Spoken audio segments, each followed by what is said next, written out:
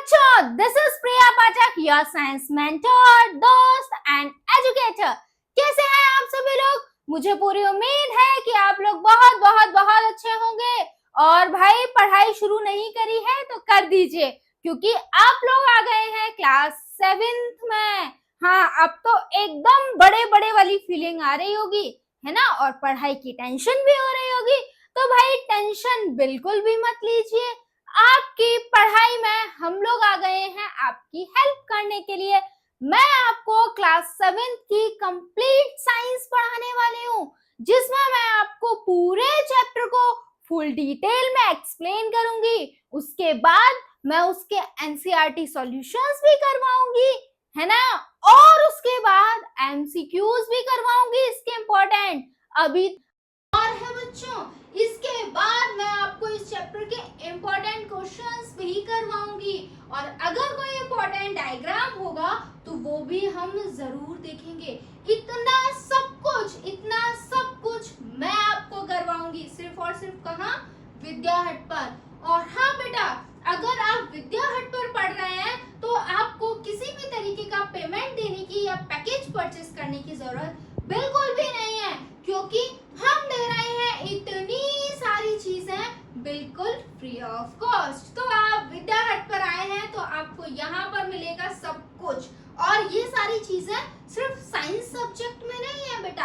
आप चाहे मैथ्स पढ़नी है तो भी यहाँ पर आ सकते हैं, आपको इंग्लिश पढ़नी है तो भी यहाँ पर आइए, एसएसटी पढ़नी है तो भी यहाँ पर आइए। सब कुछ मिलेगा आपको फुल डिटेल में।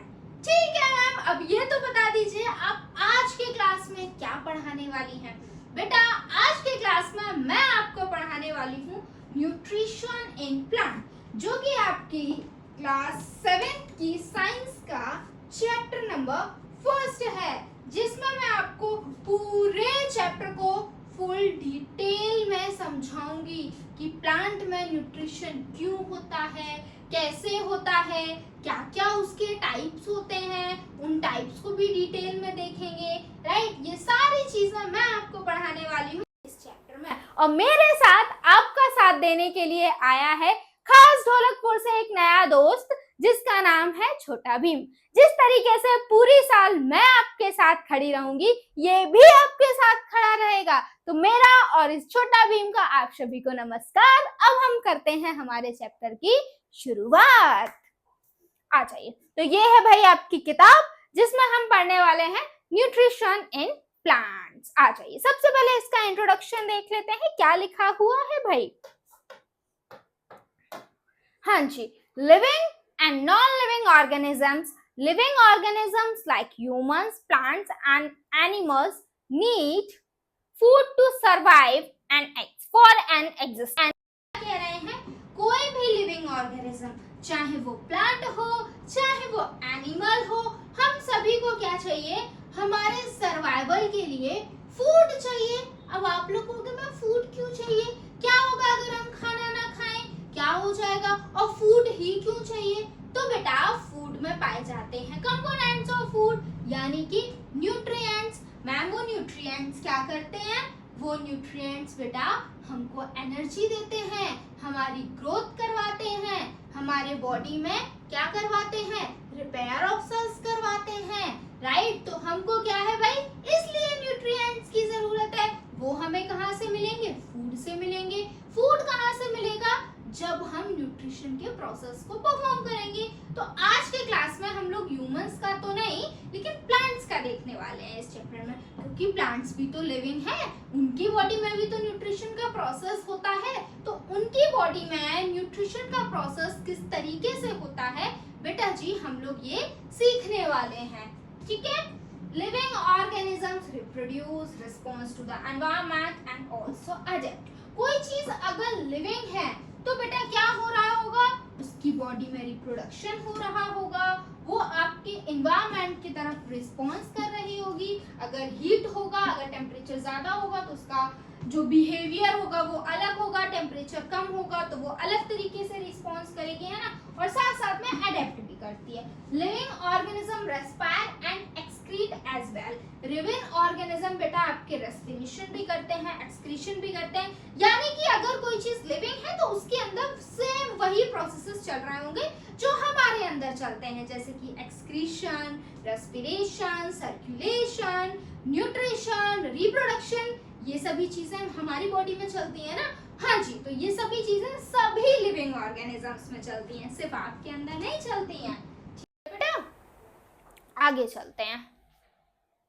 Modes of nutrition. अब ये जो न्यूट्रिशन होता है ना, ये 2 टाइप्स का बच्चों देखने के लिए मिलता है। न्यूट्रिशन का मतलब क्या होता है? न्यूट्रिशन का मतलब होता है हमारे आसपास से इनऑर्गेनिक फूड मटेरियल को इनटेक करना, उसका यूटिलाइजेशन करना और उससे एनर्जी गेन करना। इसको हम क्या बुला रहे हैं? न्यूट्रिशन बुला रहे हैं। तो न्यूट्रिशन बेटा कितने टाइप्स का होता है? तो आपको मैं जरा इंट्रोड्यूस करा देती हूँ कि न्यूट्रिशन कितने टाइप्स का होता है। बेस्ड ऑन डिफरेंट ऑर्गेनिजम्स जो न्यूट्रिशन होता है बेटा वो अलग तरीके का होता है।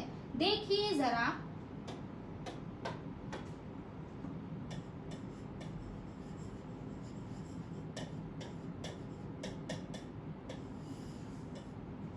न्यूट्रिशन 2 टाइप का देखने के लिए मिलता है। एक होता है ऑटोट्रॉफिक न्यूट्रिशन, जिसको हमें आज डिटेल में पढ़ना है, और एक होता है बेटा हेट्रोट्रॉफिक न्यूट्रिशन, जिसको हमें चैप्टर 2 में डिटेल में पढ़ना है।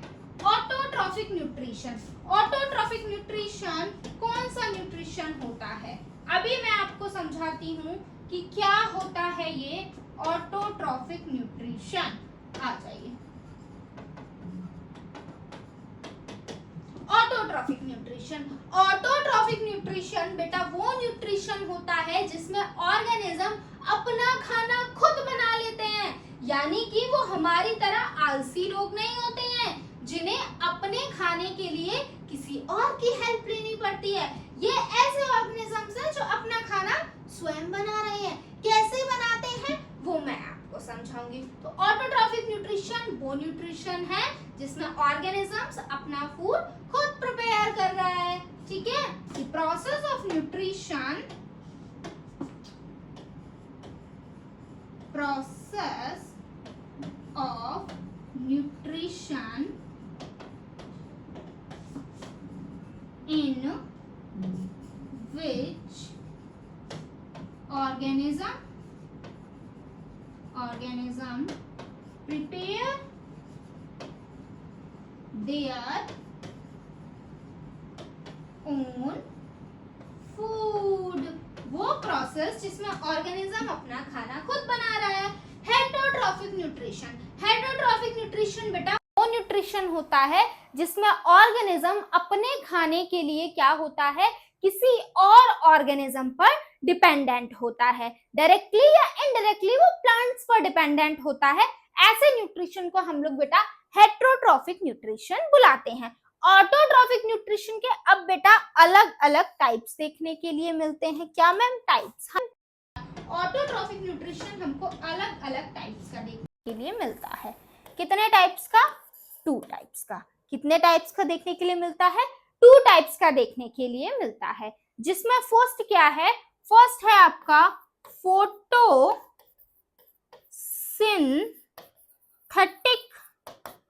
ऑटोट्रॉफिक न्यूट्रिशन, दूसरा है chemosynthetic autotrophic nutrition. Chemosynthetic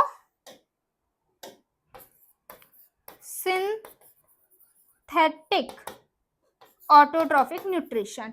photosynthetic autotrophic nutrition क्या होता है? फोटोसिंथेटिक ऑटोट्रॉफिक न्यूट्रिशन बेटा वो न्यूट्रिशन होता है जिसमें ऑर्गेनिज्म अपना खाना खुद तो बनाते हैं, लेकिन सनलाइट, कार्बन डाइऑक्साइड, क्लोरोफिल इनका इस्तेमाल करके खुद बनाते हैं। ऐसे न्यूट्रिशन को हम लोग क्या बुलाते हैं? Photosynthetic autotrophic nutrition. मतलब होता है लाइट, लाइट का इस्तेमाल करके फूड का सिंथेसिस हो रहा है, इसलिए photosynthesis autotrophic nutrition. Chemosynthesis autotrophic nutrition का मतलब है कि ऑर्गेनिज्म अपना खाना खुद तो बना रहा है, लेकिन बच्चों केमिकल्स का इस्तेमाल करके ऑर्गेनिज्म क्या कर रहा है? अपना खाना खुद बना रहा है। तो इस वजह से ये क्या हो जाता है? कीमोसिंथेटिक ऑटोट्रॉफिक न्यूट्रिशन हो जाता है।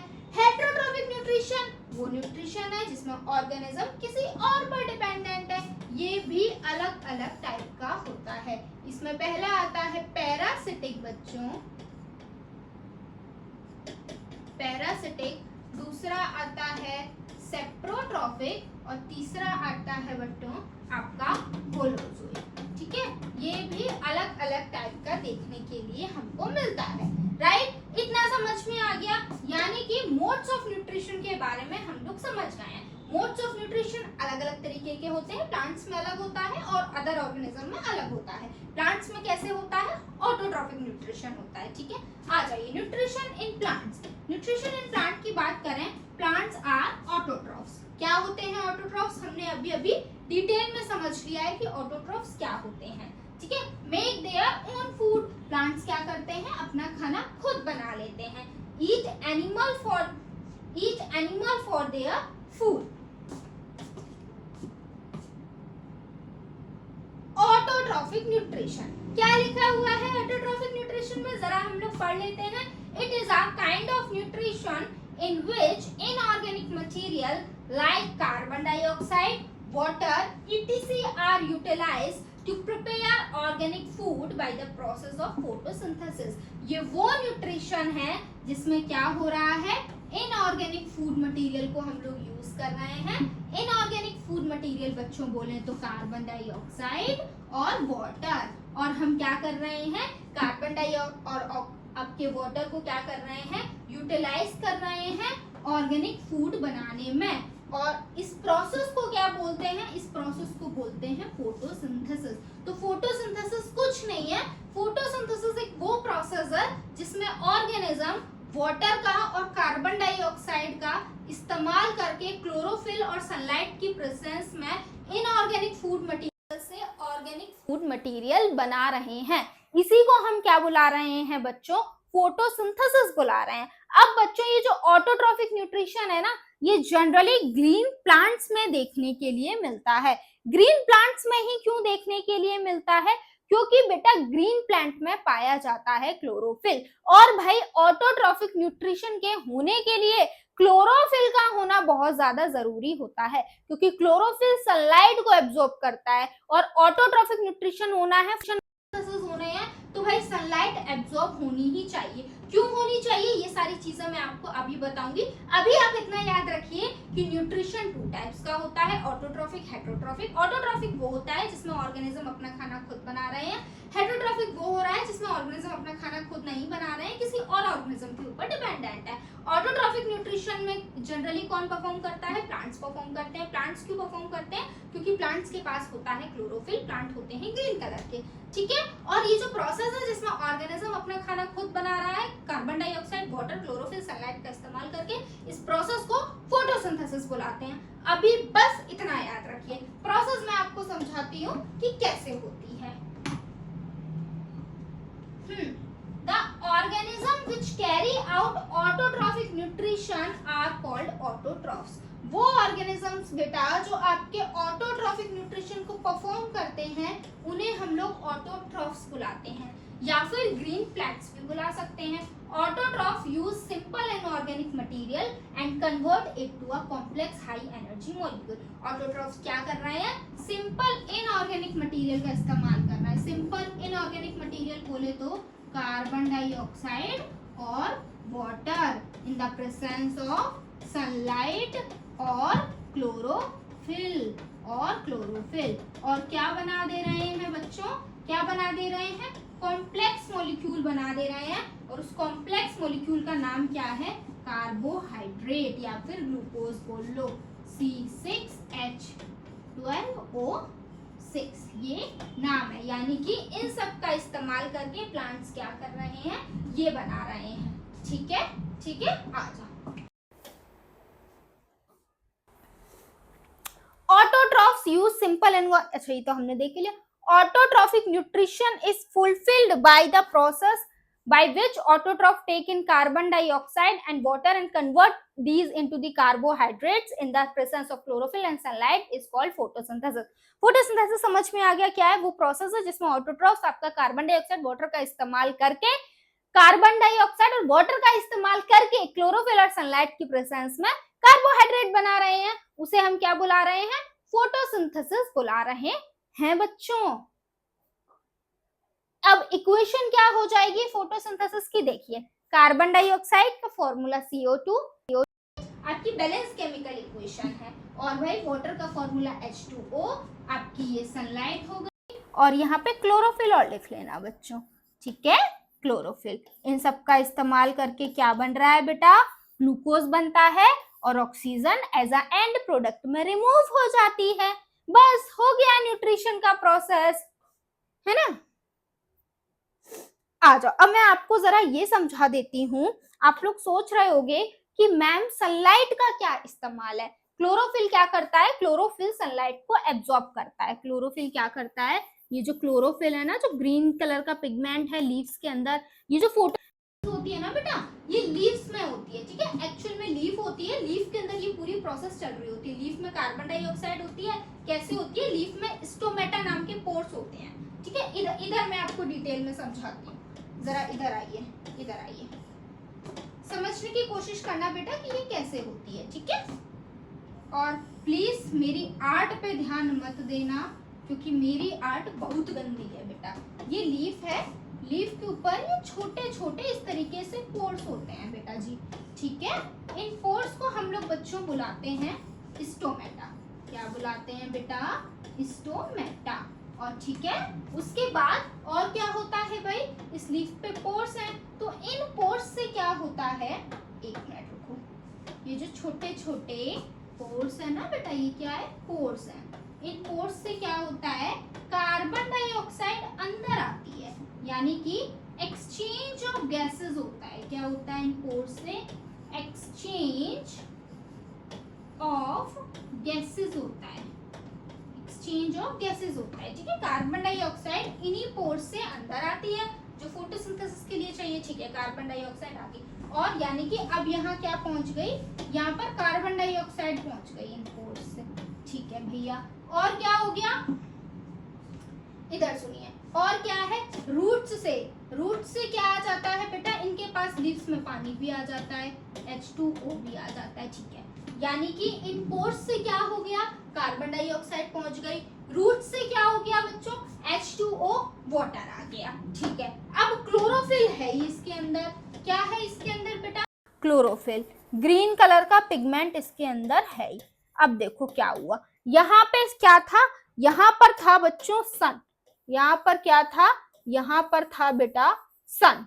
इस क्लोरोफिल ने क्या किया? अब जरा ध्यान से समझने की कोशिश करना बेटा मेरी बात को। इस क्लोरोफिल, ये जो क्लोरोफिल है ना, इस क्लोरोफिल ने सनलाइट को एब्जॉर्ब कर लिया। क्या कर लिया बेटा? इस क्लोरोफिल ने एब्जॉर्ब किया सनलाइट को,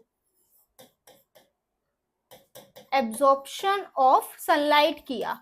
किसने किया? क्लोरोफिल ने किया, ठीक है? क्लोरोफिल पहले से था, क्लोरोफिल ने क्या कर लिया? सनलाइट और चाहिए थी फोटोसिंथेसिस के लिए, है ना? सनलाइट को एब्जॉर्ब कर लिया। अब ये सनलाइट क्या करेगी? ये सनलाइट, ये जो वाटर प्रेजेंट है ना H2O, इस H2O को H2 और O2 में तोड़ देगी। क्या करेगी? ये सनलाइट लीफ में आई, कैसे आई? क्लोरोफिल ने एब्जॉर्ब किया। सनलाइट ने क्या कर दिया? आपके वाटर को H2 और O2 में तोड़ दिया। ये ऑक्सीजन तो एनवायरनमेंट में निकल जाती है एंड प्रोडक्ट में, अभी मैंने क्वेश्चन में दिखाया। और ये हाइड्रोजन कार्बन डाइऑक्साइड से जुड़ जाती है और कार्बोहाइड्रेट बना लेती है। ये ऑक्सीजन कार्बन डाइऑक्साइड से जुड़ जाएगी और कार्बोहाइड्रेट बना लेगी, तभी आपकी इक्वेशन ये होती है। CO2 है लीफ में, H2O है लीफ में, है ना? क्लोरोफिल है लीफ में, है ना? कैसे गया मैंने आपको सब बताया, CO2 कैसे गई, H2O कैसे गया, है ना? और उसके बाद सनलाइट आ गई, कैसे आ गई? क्लोरोफिल से आ गई। सनलाइट ने क्या किया? सनलाइट ने इसको H2 और O2 में तोड़ दिया, ऑक्सीजन यहाँ निकल जाएगी, ठीक है? ऑक्सीजन आपकी क्या हो जाएगी? ऑक्सीजन बेटा आपकी यहाँ निकल जाएगी। अब बची क्या? H2।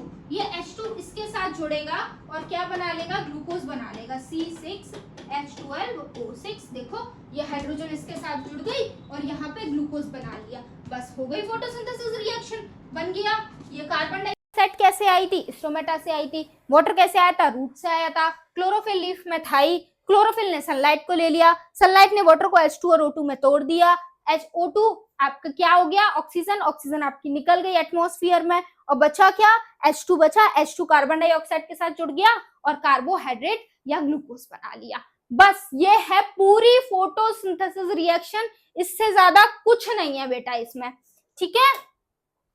आ जाओ, बस यही रिएक्शन लिखी हुई है, ये रिएक्शन लीफ में होती है, कैसे होती है मैंने आपको पूरा समझा दिया है, चाहे तो स्क्रीनशॉट आप लोग ले सकते हैं बेटा, ठीक है। मैं 1 मिनट, अब पूरा सब कुछ लिखा हुआ है, ठीक है। आ जाइए, आगे चलें, आगे चलें। सबसे डिफिकल्ट यही लगता है बच्चों को, मैंने अच्छे से समझा दिया कैसे आपका ऑटोट्रॉफिक न्यूट्रिशन हो रहा है, फोटोसिंथेसिस प्रोसेस कैसे हो रही है। अब बस वही बातें लिखी हुई हैं। रॉ मटेरियल क्या क्या चाहिए था हमें फोटोसिंथेसिस के लिए, सबसे पहले सनलाइट चाहिए थी, जो कि क्या है, एक इनऑर्गेनिक मटेरियल है। क्लोरोफिल का क्या काम था, क्लोरोफिल का काम था आपका sunlight absorb by chlorophyll, chlorophyll ने क्या कर लिया, सनलाइट को एब्जॉर्ब कर लिया। कार्बन डाइऑक्साइड कैसे एंटर हुई, enters through stomata and oxygen is released as byproduct through the stomata on the leaf, यानी कि कार्बन डाइऑक्साइड स्टोमेटा से घुसी लीफ के अंदर और ऑक्सीजन स्टोमेटा के बाहर निकल गई, स्टोमेटा से बाहर निकल गई एटमॉस्फेयर में। वाटर कैसे आया, वाटर और dissolve minerals like nitrogen, phosphorus, etc कैसे आए लीफ के अंदर, रूट के हेल्प से आए। रूट में कहां से आए, सॉइल से आए, यानी कि रूट्स ने क्या किया, सॉइल में से वाटर, मिनरल्स ये सब ले लिया और जाके लीव्स को दे दिया कि लो बहन अब तुम करो फोटोसिंथेसिस, ठीक है बेटा। मेन इवेंट्स ऑफ फोटोसिंथेसिस, हालांकि मैं आपको समझा चुकी हूँ, लेकिन एक बार पढ़ लेते हैं कि फोटोसिंथेसिस के दौरान हुआ क्या क्या है। सबसे पहले तो absorption of energy by chlorophyll, first process जो हुआ है वो हुआ है लाइट एनर्जी को एब्जॉर्ब किया है। उसके बाद ये लाइट एनर्जी, अब लाइट एनर्जी लीफ में आ गई, तो अब तो ये लाइट एनर्जी रही नहीं है, तो सेकंड प्रोसेस क्या हुआ है, लाइट एनर्जी आपकी केमिकल एनर्जी में कन्वर्ट हो गई है। उसके बाद क्या हुआ है, जैसे ही कन्वर्ट हुई उस लाइट एनर्जी ने स्प्लिट कर दिया वाटर मॉलिक्यूल को, यानी कि पहले क्लोरोफिल ने सनलाइट को एब्जॉर्ब किया, फिर आपकी लाइट एनर्जी केमिकल एनर्जी में कन्वर्ट हुई, फिर उस एनर्जी ने क्या किया, वाटर को हाइड्रोजन और ऑक्सीजन में स्प्लिट कर दिया, हाइड्रोजन और ऑक्सीजन में आपका स्प्लिट कर दिया। थर्ड प्रोसेस क्या हुआ है, इवेंट क्या हुआ है, reduction of carbon dioxide to carbohydrate, आपकी जो कार्बन डाइऑक्साइड थी वो कार्बोहाइड्रेट में रिड्यूस हो गई, यानी कि इतना ही कहने का मतलब है कि कार्बन डाइऑक्साइड से कार्बोहाइड्रेट बन गया थर्ड इवेंट में। बस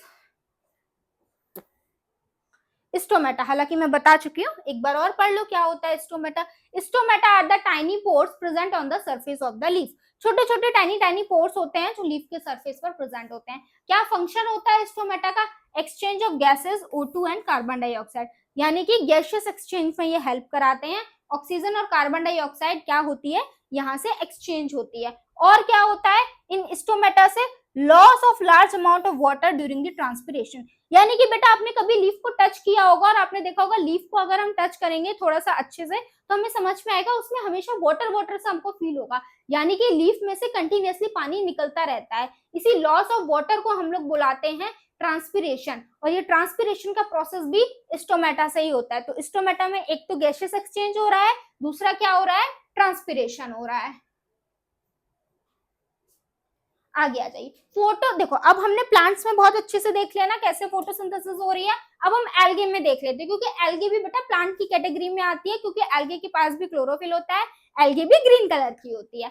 we have often observe the presence of some slimy green patches in water of ponds and the stagnant water. Okay, क्या कह रहे हैं, हमने कभी देखा होगा आपके छोटे छोटे पैचेस हमको पॉन्ड वाटर में देखने के लिए मिल जाते हैं, ग्रीन ग्रीन पैचेस आपने देखे होंगे जिसको आप लोग काई बुलाते हो, राइट, वही काई आपका क्या है, एल्गे है। These green patches arises due to the presence of organism called algae, और ये ग्रीन पैचेस क्यों आते हैं, उस वाटर में क्या होता है, एक ऑर्गेनिज्म प्रेजेंट होता है, जिस ऑर्गेनिज्म को हम क्या बुलाते हैं बच्चों, एल्गी बुलाते हैं, विच कंटेन क्लोरोफिल, और इस एल्गी के भी पास क्या होता है, क्लोरोफिल होता है। That is responsible for its green due to the presence of chlorophyll, algae are capable of preparing their own food by the process of photosynthesis. अब ये एल्गी में क्लोरोफिल की प्रेजेंस की वजह से एल्गी ग्रीन कलर की होती है और क्लोरोफिल की वजह से ही एल्गी जो होती है अपना खाना खुद बना लेती है फोटोसिंथेसिस के प्रोसेस से, जिस तरीके से प्लांट्स में हो रही थी। हेटरोट्रॉफिक न्यूट्रिशन, देखो ऑटोट्रॉफिक न्यूट्रिशन हमने पूरा पढ़ लिया है, राइट, जिसमें ऑर्गेनिज्म अपना खाना खुद बना रहा है। अब हम लोग आ जाते हैं बेटा हेटरोट्रॉफिक न्यूट्रिशन पे। हेटरोट्रॉफिक न्यूट्रिशन क्या है? The mode of nutrition through which an organism takes food from the other organism is called heterotrophic nutrition. वो न्यूट्रिशन जिसमें ऑर्गेनिज्म किसी दूसरे ऑर्गेनिज्म के ऊपर डिपेंडेंट है अपने खाने के लिए, जैसे कि हम लोग हमारे खाने के लिए प्लांट्स के ऊपर डिपेंडेंट हैं, सबसे पहले तो हमारी मम्मी के ऊपर डिपेंडेंट है, राइट। उसी यही न्यूट्रिशन है हेटरोट्रॉफिक न्यूट्रिशन, जिसमें ऑर्गेनिज्म अपना खाना खुद नहीं बना रहा है बेटा। Organism other than autotroph follow the heterotrophic mode of nutrition. आपके ऑटोट्रॉफ्स को छोड़ के सभी और ऑर्गेनिजम्स क्या होते हैं बेटा? हेटरोट्रॉफिक न्यूट्रिशन को परफॉर्म करते हैं। These organisms directly or indirectly depend on autotrophs for food। और ये जो हेटरोट्रॉफ्स होते हैं ये डायरेक्टली या इनडायरेक्टली किसके ऊपर? ऑटोट्रॉफ्स के ऊपर अपने खाने के लिए डिपेंडेंट होते हैं। For example almost all the animals directly और indirectly take food from the plants. Example में है ऑलमोस्ट सभी एनिमल्स डायरेक्टली या इनडायरेक्टली प्लांट से ही खाना लेते हैं। Animals which eat plants are called herbivores. और वो एनिमल्स आपको ये तो पता ही है जो सिर्फ प्लांट्स को खाते हैं उन्हें हर्बीवोर्स बोलते हैं, जैसे कि हमारी गोट हो गई, हमारी काऊ हो गई, है ना, ये सभी हर्बीवोर्स हैं। While flesh eating animals are called carnivores. हालांकि वो एनिमल्स जो आपके क्या खाते हैं? दूसरे एनिमल्स को खा लेते हैं, मीट खाते हैं, ऐसे एनिमल्स को हम लोग क्या बुलाते हैं? कार्निवोर्स बुलाते हैं। लायन हो गया आपका, टाइगर हो गया, ये सभी क्या है? कार्निवोर्स हैं बेटा। पैरासिटिक न्यूट्रिशन, ये भी एक हेटरोट्रॉफिक न्यूट्रिशन है जिसमें ऑर्गेनिज्म क्या कर रहा है? किसी दूसरे ऑर्गेनिज्म की बॉडी पर रहता है, उससे न्यूट्रिएंट ड्राइव करता है और उसको मारता भी नहीं है ना। ये कहता है कि भैया मैं तुम्हारी बॉडी के ऊपर रहूंगा और जब तक मैं चाहूंगा तब तक रहूंगा, मैं तुम्हारी बॉडी से न्यूट्रिएंट भी लूंगा और मैं तुमको मारूंगा भी नहीं। इस तरीके के न्यूट्रिएंट को बोलते हैं पैरासिटिक न्यूट्रिशन। ठीक है, organism that lives in or other organism and also acquires food of its host and known as parasite। ठीक है, वो ऑर्गेनिज्म जो किसी ऑर्गेनिज्म के अंदर या किसी ऑर्गेनिज्म के ऊपर रहते हैं और वहीं से फूड को ड्राइव करते हैं, ऐसे न्यूट्रिशन को पैरासिटिक न्यूट्रिशन बोलते हैं। और जिन ऑर्गेनिज्म के ऊपर वो रह रहे हैं ना, उन ऑर्गेनिज्म को होस्ट बोलते हैं। क्या बोलते हैं? होस्ट बोलते हैं। Most parasites are harmful to the host health and sometimes they even kill the host। ज्यादातर पैरासाइट होस्ट सेल के लिए हार्मफुल होते हैं और कभी कभी ये होस्ट सेल को किल भी कर देते हैं। इसका सबसे अच्छा एग्जांपल है लाइस, जो है हमारे सर में हो जाते हैं ना, हमारे सर पे रहते भी हैं, हमको मारते भी नहीं है, हमारी बॉडी से न्यूट्रिएंट भी ड्राइव करते हैं, तो उनके लिए होस्ट हो गए हम लोग और वो हो गए पैरासाइट्स। ठीक है, तो इस न्यूट्रिशन को बोलते हैं parasitic heterotrophic nutrition. Both animals and plants may serve as a host, unlike common ठीक है, the parasite cause the some harms to its host। क्या कह रहे हैं? आपका ये जो पैरासाइट है ना, ये एनिमल भी हो सकता है, ये प्लांट भी हो सकता है और होस्ट भी प्लांट भी हो सकता है और एनिमल भी हो सकता है। A few examples of parasites are human head, lies on human head, cuscuta plant। ये सभी क्या है बेटा? पैरासाइट के एग्जाम्पल हैं। सेप्रोट्रॉफिक न्यूट्रिशन, सेप्रोट्रॉफिक न्यूट्रिशन वो न्यूट्रिशन है जिसमें ऑर्गेनिज्म न्यूट्रिएंट तो ड्राइव करता है, लेकिन कहां से करता है? डेड एंड डिकेइंग मटेरियल से, मरी हुई, सड़ी हुई, गली हुई चीजें जो होती है ना, वहां से ड्राइव करता है। ऐसे न्यूट्रिएंट को सेप्रोट्रॉफिक न्यूट्रिएंट्स बोलते हैं। ठीक है, न्यूट्रिशन बोलते हैं। In saprophytic nutrition the organism secrete digestive juices on food। The food is digested while is still to be ingested। Digestion involves converting the complex molecule into the simple molecules so that they can fulfill the organ। देखो बेटा, ये आपके जो saprotrophic nutrition है, ये dead and decaying matter तो इसमें intake हो रहा है, लेकिन इसमें एक चीज और अजीब है। हम लोग क्या करते हैं? खाना लेते हैं, उसके बाद उसको डाइजेस्ट करते हैं। ये लोग थोड़े अजीब से हैं। ये ऑर्गेनिज्म, इन्होंने खाना देखा, इनके पास कुछ सड़ी हुई गली हुई चीज है, इन्होंने खाना देखा, ये अपनी बॉडी से कुछ डाइजेस्टिव जूसेस को सीक्रेट करते हैं, उन जूसेस को बाहर निकालते हैं, उस खाने को देते हैं, फिर वो खाना इनकी बॉडी के बाहर ही डाइजेस्ट होता है और उसके बाद ये लोग इनटेक करते हैं। यानी कि इनकी बॉडी में बच्चों डाइजेशन पहले होता है, इजेशन बाद में होता है। डाइजेशन ये लोग बॉडी के बाहर ही कर देते हैं, यानी कि अपनी बॉडी से कुछ डाइजेस्टिव जूसेस को सीक्रेट करके ये फूड को डाइजेस्ट कर देते हैं। ठीक है, वही बात लिखी हुई है। ये पहले कॉम्प्लेक्स फूड मटेरियल को सिंपलर फूड मटेरियल में कन्वर्ट करते हैं, उसके बाद ये अपनी बॉडी के अंदर इनटेक करते हैं। ऑर्गेनिज्म मैं आपको बता ही चुकी हूँ, 3 तरीके के होते हैं। हर्बीवोर जो आपके सिर्फ और सिर्फ क्या खाते हैं, प्लांट्स खाते हैं। कार्निवोर जो आपके सिर्फ और सिर्फ एनिमल्स खाते हैं। और ओमनीवोर जो आपके दोनों खाते हैं। Symbiotic relationship, sometimes organism live together to share shelter and food with each other. क्या कह रहे हैं, ये ऐसा रिलेशनशिप है जिसमें क्या होती है बेटा, एक डील होती है कि चलो डील करते हैं, मैं तुम्हें ये देता हूं, तुम मुझे वो देना। जैसे कि आपका क्या होता है, एक बैक्टीरिया होता है राइजोबियम नाम का, जो रूट्स ऑफ लेग्यूम्स में रहता है। वो क्या करता है, वो उन रूट्स में नाइट्रोजन फिक्सेशन कराता है। ठीक है, नाइट्रोजन फिक्सेशन हो रही है, यानी कि उस प्लांट को अच्छे अच्छे न्यूट्रिएंट्स मिल रहे हैं। और सेकेंडली, इन आपका रिटर्न जो प्लांट है वो क्या देता है, उस बैक्टीरिया को शेल्टर प्रोवाइड करता है, यानी कि प्लांट को भी कुछ मिल रहा है, बैक्टीरिया को भी कुछ मिल रहा है। ऐसे रिलेशन को बच्चों हम लोग सिम्बायोटिक रिलेशन बोलते हैं। उसी तरीके से फ्लावर और बी के बीच में एक रिलेशन होता है। बी फ्लावर में क्या करती है, पॉलिनेशन करवाती है, और बदले में आपका जो फ्लावर है वो बी को नेक्टर देता है। नेक्टर एक जूसी सब्सटेंस होता है जो बी लेती है। ठीक है, और पॉलिनेशन क्या होता है, पॉलिनेशन एक प्रोसेस है जिससे फ्लावर्स के अंदर रिप्रोडक्शन होता है। ठीक है, तो यहाँ पे भी ये भी क्या है, एक सिम्बायोटिक रिलेशनशिप है। वही बात लिखी हुई है, sometimes organism live together to share shelter and food with each other. कभी कभी क्या होता है, ऑर्गेनिज्म एक साथ में रहते हैं, किस लिए रहते हैं, शेल्टर को और फूड को शेयर करने के लिए। These are said to be have symbiotic relationship, और इसी को हम लोग क्या बुलाते हैं, सिम्बायोटिक रिलेशनशिप बुलाते हैं बच्चों। देखो एग्जांपल दे रखा है, some fungi live in the roots of the trees. कुछ फंजाई होती हैं जो आपके कहाँ रहती हैं, ट्री की लूप्स पर रहती हैं। These fungi take food from the tree and in return help the tree in absorbing the water. क्या कह रहे हैं, ये जो फंजाई होती हैं ये क्या करती हैं, these fungi take food, ये ट्री से क्या लेती हैं, फूड लेती हैं, और रिटर्न में ये क्या करती हैं, in return help the tree in absorbing the water and nutrient from the soil, और रिटर्न में ये ट्री की मदद कराती है न्यूट्रिएंट वाटर को एब्जॉर्ब करने में। तो देखो फंजाई की भी हेल्प हो रही है, प्लांट की भी हेल्प हो रही है। Sometimes an organism that contain a chlorophyll such as algae lives in association with fungus. क्या कह रहे हैं, कभी कभी वो ऑर्गेनिज्म जिनके पास क्लोरोफिल होता है, जैसे कि एल्गे किसके साथ रहती हैं, फंगस के साथ रहती हैं, और इन दोनों को एल्गे और फंगस के एसोसिएशन को क्या बुलाते हैं, लाइकेन बुलाते हैं। Algae provide food and nutrients to the fungus, और होता क्या है इस रिलेशनशिप में, जो एल्गे होती है वो आपके फंगस को न्यूट्रिएंट देती है, और फंगस क्या देती है, फंगस एल्गे को वाटर और मिनरल दे रही है और शेल्टर दे रही है, यानी कि भाई फंगस का भी फायदा और एल्गी का भी फायदा। तो इसी रिलेशनशिप को सिम्बायोटिक रिलेशनशिप बच्चों बुलाते हैं हम लोग।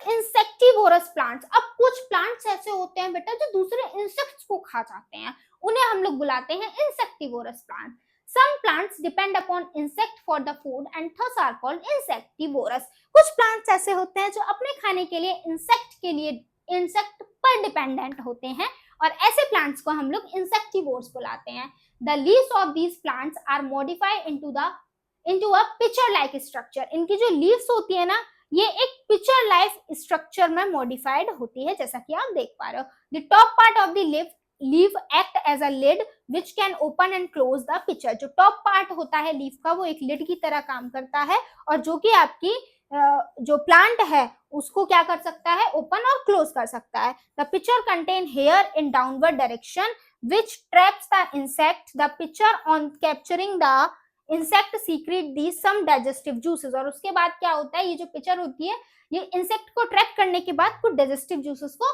सीक्रेट करती है, which help in the digestion of insect. और ये जूसेस क्या कराते हैं, डाइजेशन ऑफ इंसेक्ट में हेल्प कराते हैं। ठीक है, ये सभी हेटेरोट्रॉफिक न्यूट्रिशन के अंदर है बेटा।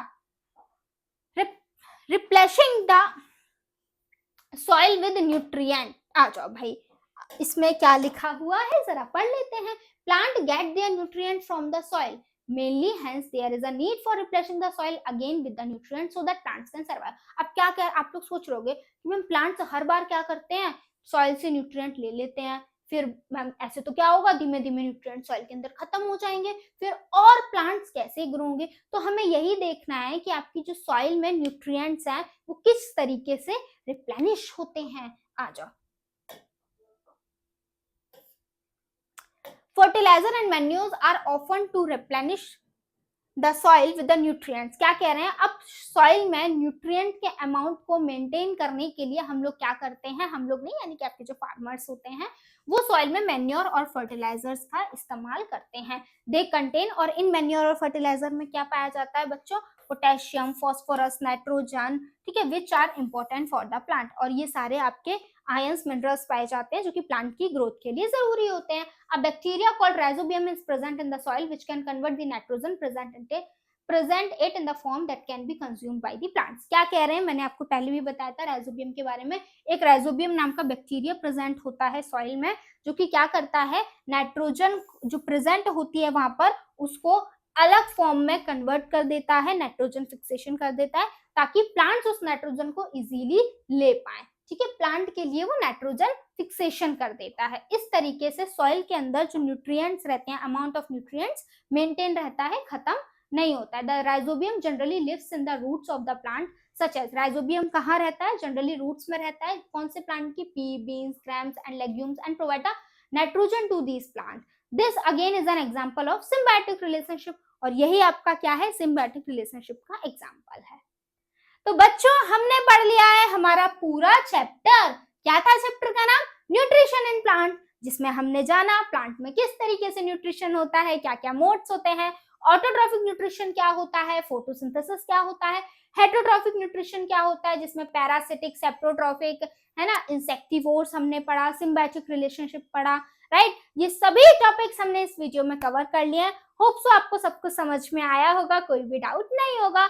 अब जो कि हमारा चैप्टर खत्म हो गया है तो आज की क्लास को यहीं पर ओवर करते हैं। आपसे मिलते हैं नेक्स्ट क्लास में। Till then keep learning and keep practising. Thank you so much for watching me. जय हिंद बच्चों।